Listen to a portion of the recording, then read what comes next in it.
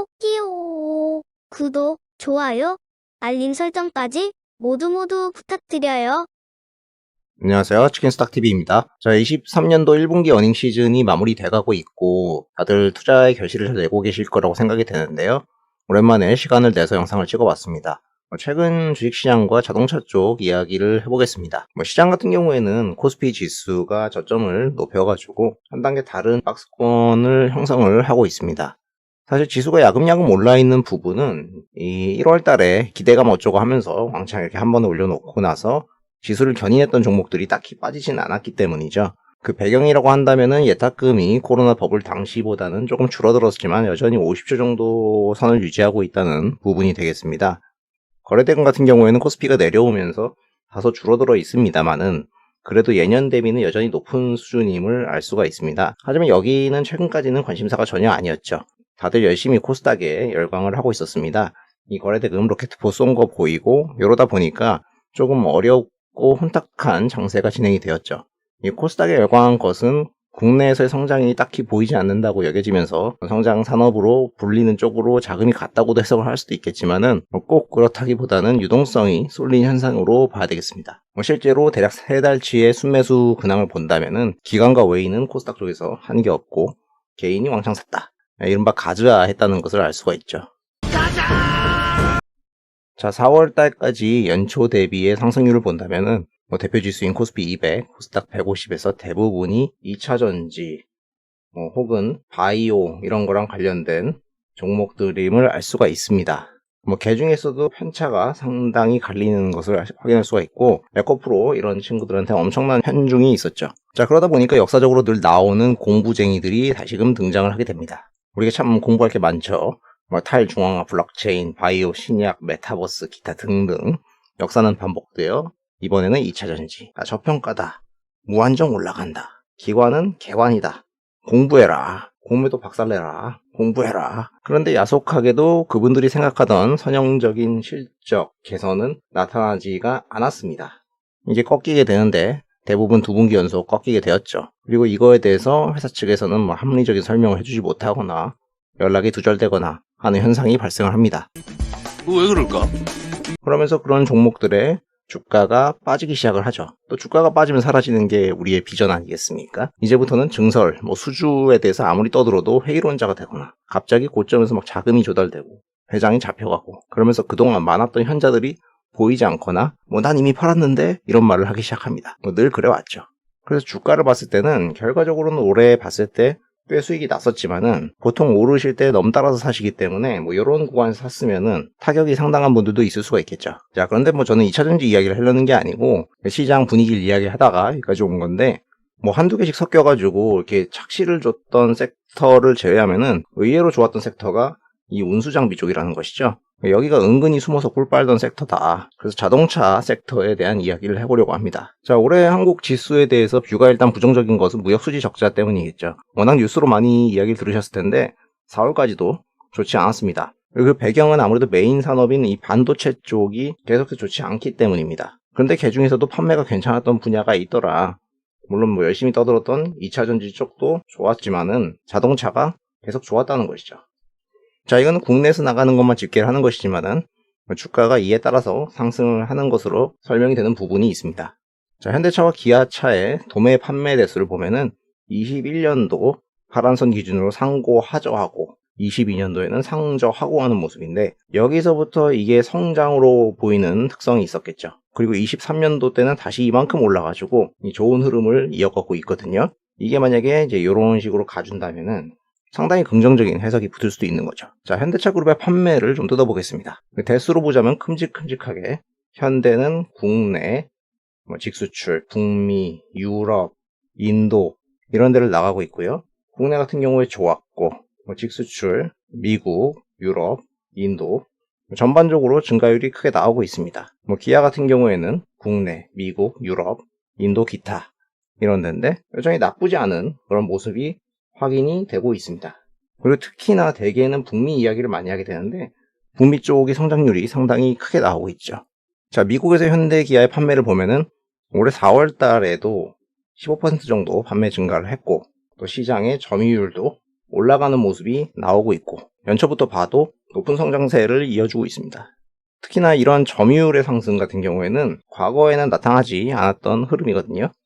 옛날부터 현대기아 합해가지고 MS가 한 8% 정도 나왔는데 여기 요 시점부터는 뭔가 레벨업이 됐다는 것 자체가 현기에 대한 평가가 바뀐 부분이 있을 겁니다. 그리고 미국 시장 내 신차 가격 같은 경우에도 많이 올랐어요. 근데 현대 기아도 같이 따라서 많이 올라 있죠. 이게 대수만 는 게 아니라 과거 대비 차량의 단가도 상당히 좋아져 있다. 현대차 기준으로는 SUV나 제네시스 이런 걸로 전년 대비 24% 증가했다고 밝혔습니다. 자, 현대차 같은 경우에는 산타페나 투싼 요 비중이 상당히 높고요. 계속 증가하는 모습으로 가고 있고 기아 같은 경우에는 텔룰로이드 위주로 해서 SUV에서 실제로 좋아지는 모습이 나타나고 있습니다.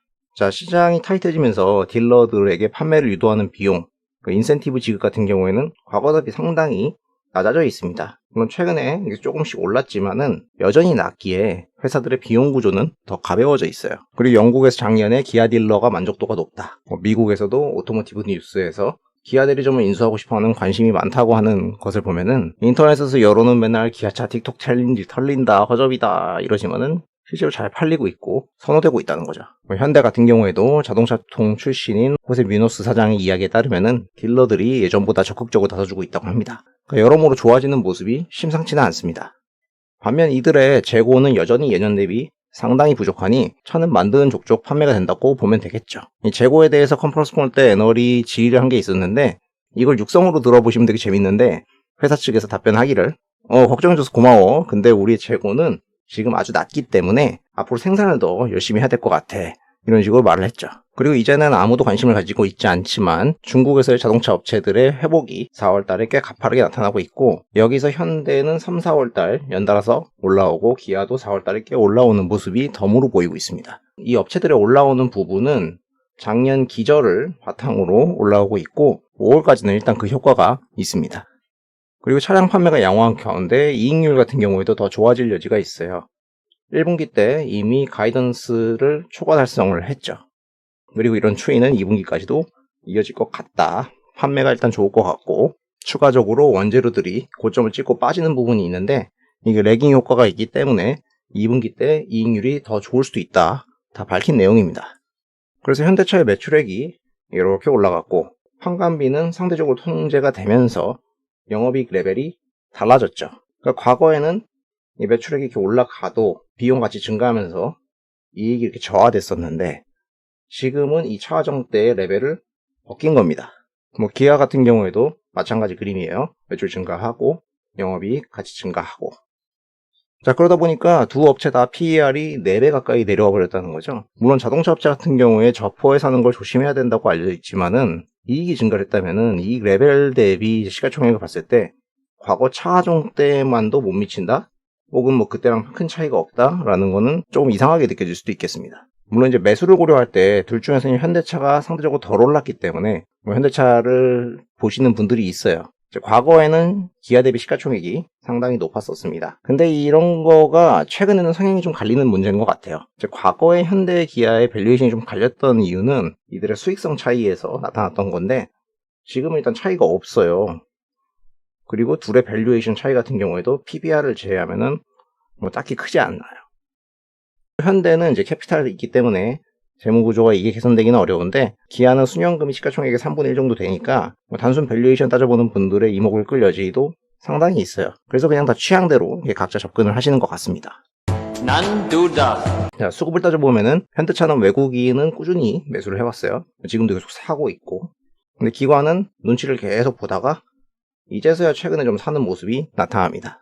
기아차 같은 경우에는 외국인보다는 기관들이 조금 더 선호하는 모습이 나타났었고요. 최근에 외국인이 계속해서 사고 있긴 한데 중간 분기배당 이런 거가 각 회사의 차이를 줄 수 있겠죠.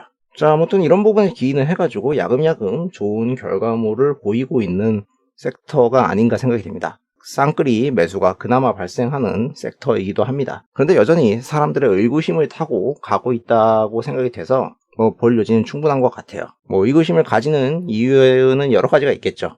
일단 이때 차화정 때 이후로 사실상 버린 섹터였기 때문에 그럴 수 있습니다. 이때 엄청 좋을 거라고 스토리를 풀었는데 잠깐 좋고 말았으니까 라고 편견 1이 작용을 할 수가 있을 것이다. 편견 2, 두 번째 같은 경우는 전기차죠. 전기차 시대의 완성차가 돼? 혹은 잘 팔려가지고 어쩌라고 이러는 거죠. 또 옆에서 한동안 2차전지 주식만 날아갔으니까 그런 생각이 강화가 됐을 거예요.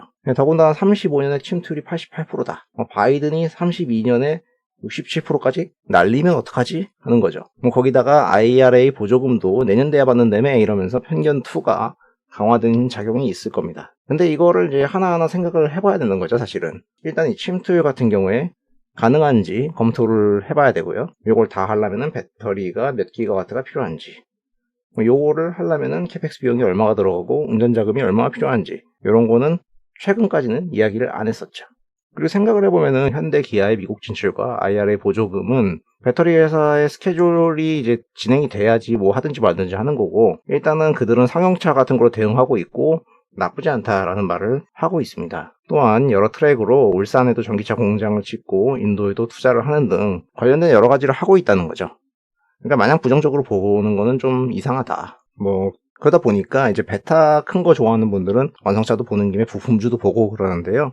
이런 업체들, 대표 업체가 몇 개 있는데 얘네들이 다 몇 년도에 맞춰서 스케줄별로 이렇게 투자를 진행하고 수주를 따놓은 부분들이 있어요. 그래서 이런 것들이 또 어느 정도 공개가 돼 있기 때문에 투자 포인트로 볼 수가 있습니다. 그래서 완성차 좋아하는 사람도 완성차 사고, 베타 큰 거 좋아하는 분들은 부품주도 보고, 부품주 같은 경우에는 온갖 루머나 이런 걸로 같이 떠들어주면은 차가 잘 팔리니까 기본적인 실적은 최근에 찍히고 있었고 떠들거리 붙어가지고 날아가고 이런 모습이 나오게 됐다는 점도 아주 흥미로운 부분이 아닐 수 없습니다. 그래서 결과적으로 돌이켜보니까 지수가 이렇게 갈 동안에 은근히 나쁘지 않은 내용과 결과물을 보이고 있던 섹터가 자동차라는 것이고, 이게 앞으로 계속 이어질 건지는 판단과 모니터링이 필요하다고 생각이 됩니다. 이제 그나마 남은 디스포인트가 하반기 때 성장률이 둔화되지 않겠느냐라고 생각하는 건데, 거기서마저도 다른 모습이 나타난다면 사람들이 과연 어떻게 변절을 할지 아주 궁금합니다. 자, 오늘은 오랜만에 시장 상황과 최근에 주목을 받을 만한 자동차 섹터에 대해서 이야기를 해봤거든요. 영상 도움이 되셨다면 구독과 좋아요를 부탁드리고요. 시청해주셔서 감사합니다.